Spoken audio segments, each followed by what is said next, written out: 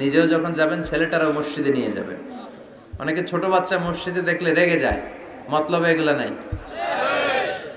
বয়স্ক মুরব্বী চাচারা কেন যে রেগে যায় বুঝলাম না। রাখবেন না আপনারা। ওরা চিল্লাচিল্লি করবে, আওয়াজ করবে, কিচির মিচির করবে, এটাই তো বাচ্চাদের সৌন্দর্য। চিল্লাচিল্লি কি আপনারা করবেন? 80 বছরের বুড়া মানুষ লাফাইলে ভালো দেখা যায়?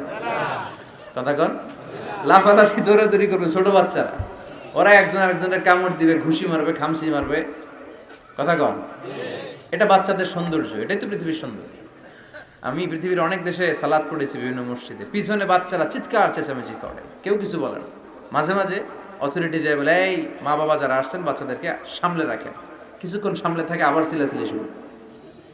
এটাই সৌন্দর্য, ওরাই তো চিল্লাবে।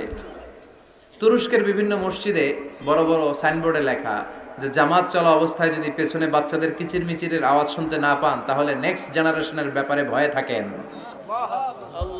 পিছনে যদি আওয়াজ শোনা না যায় বাচ্চাদের, তার মানে বোঝা গেল আমাদের নেক্সট জেনারেশন ওরা মুসল্লি হচ্ছে না, ওরা গেমস নিয়ে ঘরের ভেতরে পড়ে আছে। চিল্লা এখন ঠিক কিনা?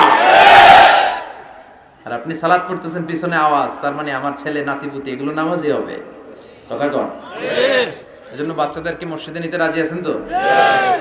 বাচ্চাদেরকে মসজিদে নিয়ে যাবেন।